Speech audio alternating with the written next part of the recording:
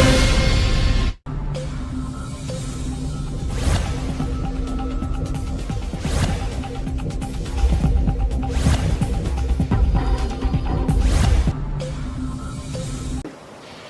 News India में आपका स्वागत है। आज हमारे साथ खास बातचीत के लिए मौजूद है योगेंद्र सिंह कटार।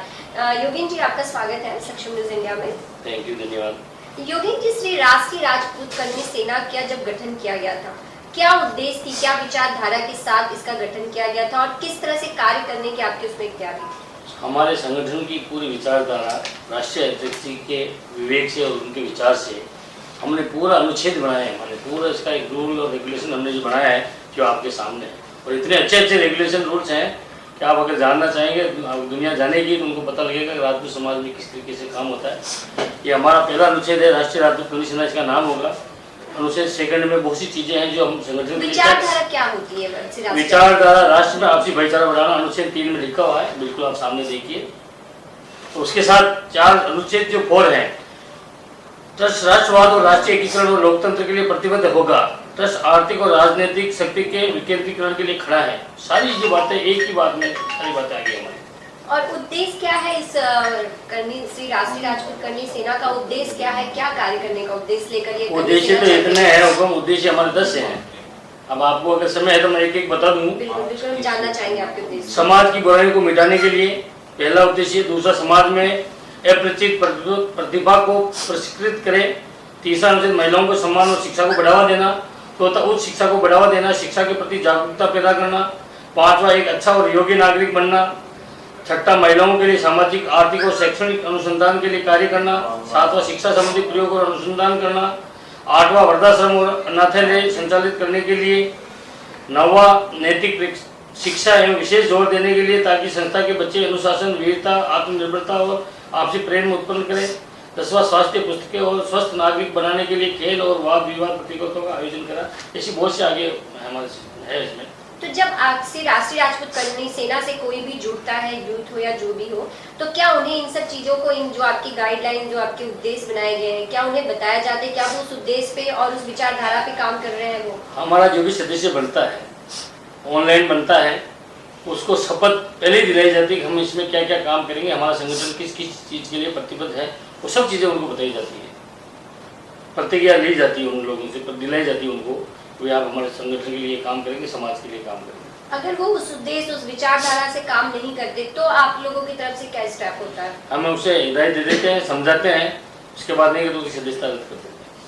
आपने जिस तरह से आपके इस उद्देश्य में आपने बताया कि बेटियों की सुरक्षा, बेटियों के साथ आप किस तरह से श्री राष्ट्रीय राजपूत कर्मी सेना बेटियों के साथ किस तरह खड़ी है? पहले मैं आपको बताना चाहूँगा, वो बेटी एक वाल्मीकि समाज की थी, और मैं आपको ये भी आपके माध्यम से बताना चाहूँगा, सीता माता ने जो वनवास काटा है उसमें वाल्मीकि आश्रम में ही उन्होंने अपने बच्चों को जन्म दिया, जो लोगों को पैदा है, और शिक्षा से वाल्मीकि समाज के लोगों को ही गुरु ने ही दी। तो वाल्मीकि समाज तो हमेशा हमारे गुरु रहे हैं और हम उनके साथ हमेशा खड़े हैं। वो बेटी है, बेटी किसी समाज की नहीं होती, वो हमारी बेटी है, हम उसके लिए तत्पर हमेशा रहेंगे। रही बात कांग्रेस की, तो खुद के कोई ठिकाने नहीं, वो क्या आगे आगे गए, वो राजनीति के लिए सिर्फ आगे आ रहे हैं। और राहुल गांधी जी प्रधानमंत्री के सपने देखते हैं, उनको वहाँ ट्विटर पे आते हैं, ट्विटर से कोई काम हल नहीं होता। काम होता जमीन पे लड़के, जमीन में साथ रह के, उनके साथ रह के ही किसी चीज़ को हम इंजाम दे सकते हैं। राष्ट्रीय राजपूत कर्मी सेना तत्पर हमेशा रहती है इसके लिए। कि फोटो डालना गलत है? 100% गलत है। राहुल गांधी जी की फोटो कभी तो आलू डाल के सोना निकाल देते हैं, कभी ट्रैक्टर पे बैठ के किसानों के साथ हो जाते हैं, कभी ट्विटर पे फोटो डालते हैं। ऐसे आप सपोर्ट नहीं कर सकते। सपोर्ट मन से करना पड़ेगा, और पूरे सच्चे मन से, ईमानदारी से अगर आपको सपोर्ट करना है तो फोटो की जरूरत नहीं है। हमारे राष्ट्रीय अध्यक्ष फोटो का परवाह नहीं करते हैं। हम जमीन से जुड़ के काम करते हैं। कि फोटो खिंचवाना तो भी किसान आंदोलन में अध्यक्ष जाके बैठ जाते हैं, तो पूरी दुनिया देखती।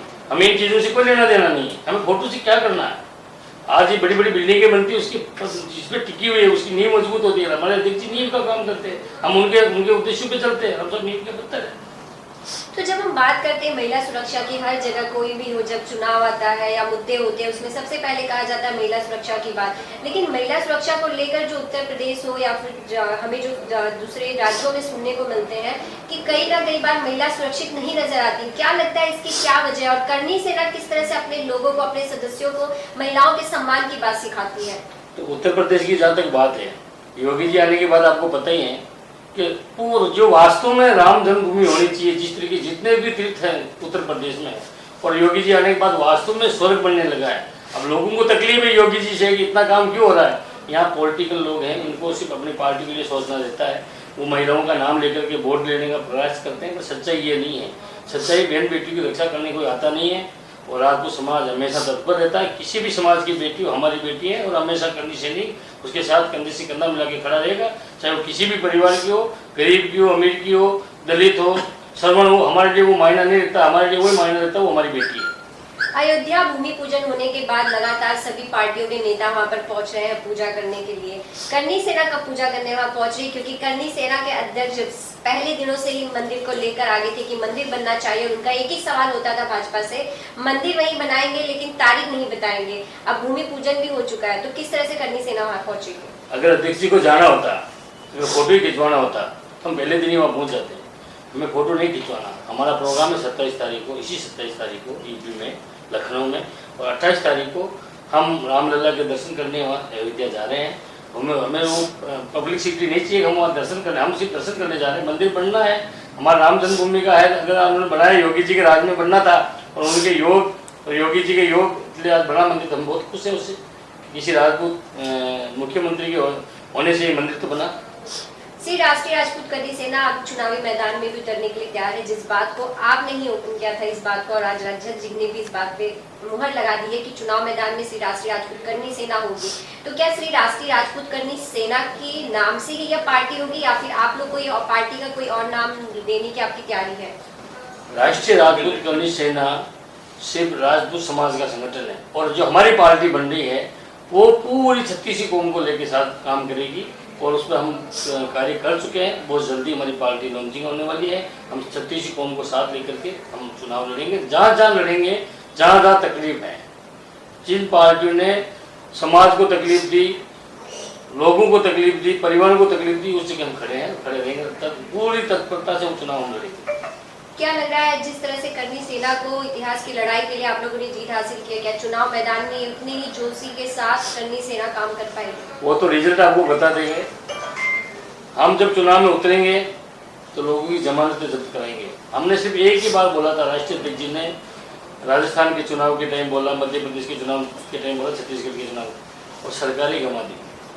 तीनों जगह सरकारें चली गई।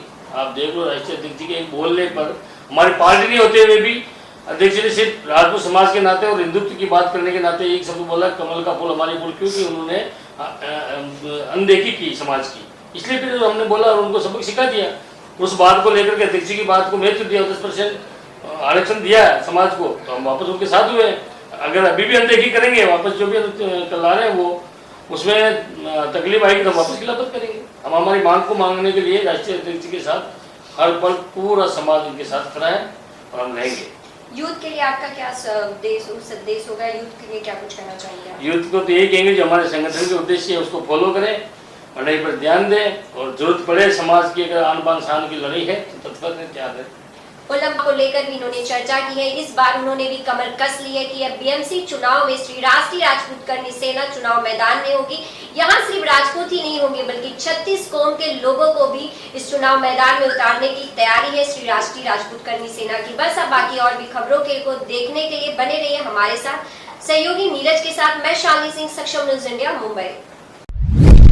आप देख रहे हैं सक्षम न्यूज इंडिया, सबसे पहले सबसे तेज।